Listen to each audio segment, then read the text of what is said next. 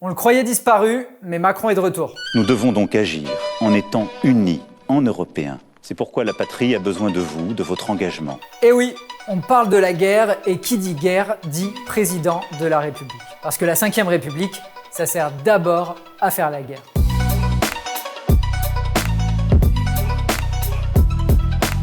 Vous le savez, la Ve a été fondée par un militaire à l'issue d'un coup d'État. Vive la République! Vive la France! Pour De Gaulle, ce régime il doit permettre de moderniser le capitalisme français et de développer ses leviers de puissance. Ces derniers sont étroitement liés à l'armée, au maintien des colonies restantes et au développement de relations occultes avec celles qui sont devenues indépendantes. Comme le synthétise l'économiste Claude Serfati, à partir de 1958, le militaire va conquérir une place dans l'activité économique et politique sans doute sans équivalent dans les autres pays démocratiques et peut-être sans précédent en France. Cette centralité de l'armée pour le régime, elle se traduit dans la structure de l'industrie française où l'armement occupe un rôle central. La France est le deuxième marchand d'armes dans le monde depuis l'année dernière, avec des entreprises comme Dassault ou Thales, qui sont d'ailleurs en train de se frotter les mains en ce moment. Ça s'accompagne d'un activisme militaire important, puisque juste depuis 1995, on compte au moins 131 opérations extérieures de l'armée française, pour défendre ses intérêts dans son précaré africain ou épauler les États-Unis en Afghanistan par exemple. Mais le lien entre Ve République et armée, il se traduit aussi dans la structure du régime. D'abord, le président de la République, c'est le chef des armées. À ce titre, il nomme les officiers des armées de terre, de mer, de l'air et de la gendarmerie. Il détient les codes de l'arsenal nucléaire français et dans les faits, il a des pouvoirs étendus pour déployer l'armée sans aucun contrôle du Parlement. Ces pouvoirs, ils ont permis à Sarkozy de lancer la guerre en Libye, à Hollande d'initier les opérations au Mali. Encore avant, Mitterrand a pu envoyer des troupes au Rwanda pour former et équiper l'armée suprémaciste du gouvernement Hutu de Juvenal Habyarimana, puis l'appuyer en plein génocide à l'été 1994. C'est fort de ce pouvoir considérable, combiné à son habilitation à négocier et conclure les traités internationaux, que Macron revient sur le devant de la scène. En dehors de faire des allocutions pour appeler à l'union sacrée, il a la possibilité, quand il le veut, s'il le veut, d'envoyer des troupes en Ukraine, de déclarer la guerre à la Russie, c'est-à-dire de nous emmener à la catastrophe. Nos forces aériennes s'opposeront à toute agression des avions du colonel Kadhafi. Les forces armées françaises ont apporté cet après-midi leur soutien aux unités maliennes. Notre génération ne touchera plus les dividendes de la paix.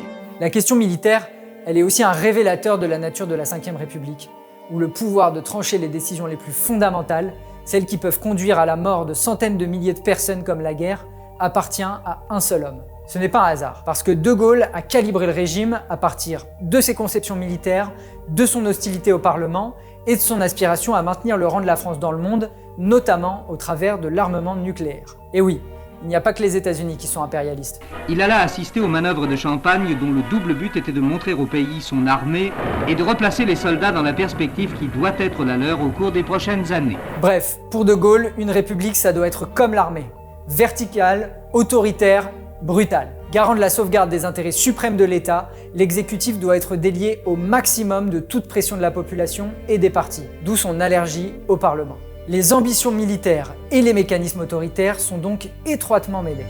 Nous sommes en guerre. D'ailleurs, dans les situations de crise, tous les outils pensés pour la guerre sont utilisés pour diriger de façon bonapartiste et réprimer. Par exemple, en 2020, face à la pandémie, Macron a pu diriger au travers de conseils de défense sanitaire, imitant les conseils de défense militaires. Il a entièrement la main sur cette instance qui n'est pas tenue de produire des comptes rendus et permet de passer outre gouvernement et parlement. Contre la révolte de la jeunesse kanak, Macron a pu déclarer l'état d'urgence et des couvre-feux, initialement prévus pour la guerre, ce qui lui a permis par exemple d'interdire TikTok. Et tout ça, c'est sans parler de toutes les cartes dont dispose le président pour imposer ses vues. Comme l'article 16, qui est une véritable arme nucléaire constitutionnelle, puisqu'elle permet au président de s'octroyer les pleins pouvoirs. Ces derniers mois, face à la crise politique, l'idée d'y avoir recours commence à réapparaître dans les débats politiques et médiatiques. Et face à ce qui se prépare avec l'accélération de la course à la guerre, c'est loin d'être anodin.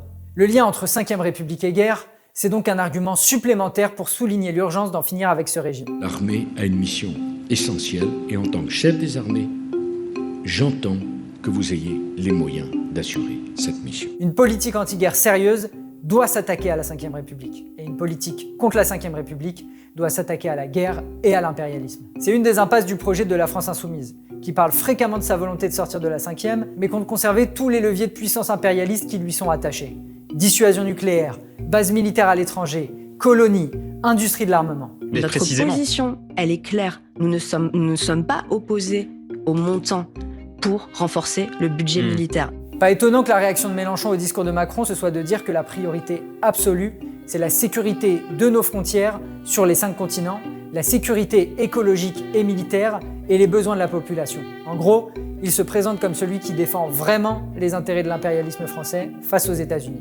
Or ça, ce n'est pas un programme antimilitariste. Au contraire, parce que dans l'avenir qui se prépare, cette sécurité, elle passera par la guerre. Bref, à bas la guerre, donc à bas la 5e République. Il va falloir qu'on construise une réponse ouvrière sérieuse à leurs projets guerriers. Car il n'y a que les travailleurs, la jeunesse et les classes populaires qui peuvent les arrêter. Justement, cette vidéo, elle fait partie d'une grande campagne que nous menons avec Révolution Permanente partout en France, contre la guerre et contre la 5e République. Si vous voulez la militer à nos côtés, dans les entreprises, les lieux d'études, les quartiers, contactez-nous.